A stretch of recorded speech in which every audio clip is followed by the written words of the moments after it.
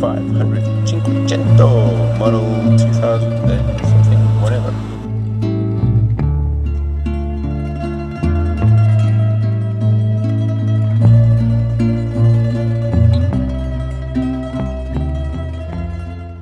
Dashboard's quite funky, very chunky controls.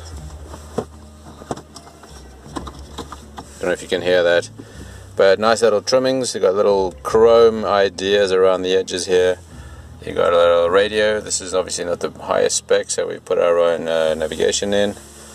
Steering wheel, it's quite small. It's got a big router thing. The radio controls are handy. This is the first time I found that, because the radio is quite far away. If I'm sitting in my normal position, I can't reach the volume controls. The power steering is like one finger. You can turn it or turn it the other way. Electric, obviously. No feeling at all in it, but that's okay.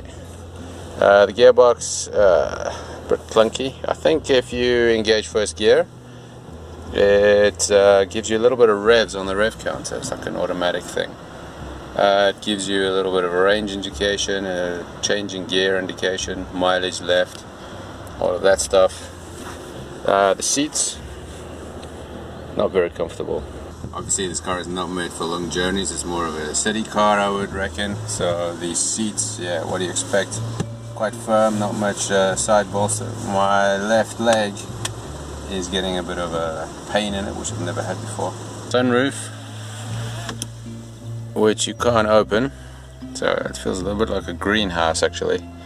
Didn't really like that, because yeah, it would be nice if you could open it. It's quite light and airy for two people. It's great. I'm not sure about the back. We've got our luggage in the back there. It's not much space. Obviously the boot space is limited, that's why that's on the back seat.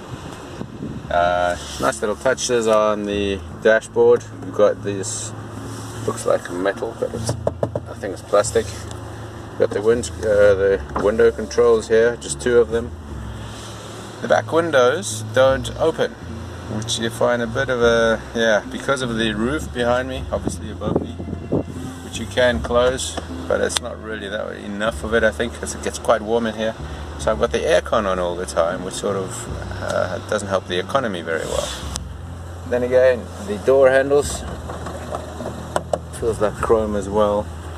Everything you need in a little modern hatch, I guess, and the styling is quite funky.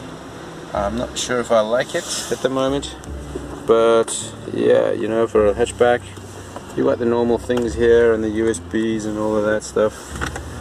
Cubby hole. Well, it's okay, I guess. And door pockets are quite decent for some very big bottles and stuff. Basically, if you like the styling of it, that's what you'd go for. For the rest, it's pretty generic. A couple of little details that they've spruced up the interior with. I don't know if you can hear it. The engine's running now. It's very quiet.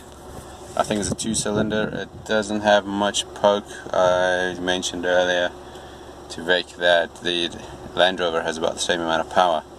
It's not the reason you buy this, obviously, but it would be nice just to be able to pull off and nip through some gaps, and that's often not possible with these. So anyway, it's got good mileage, very small tank of course, and yeah, apart from the plasticness, it's got a nice little feeling, old school, and you feel quite good in here. And a sunroof that kind of gives you a nice tan. Let me know down below what you reckon to this little hot hatch.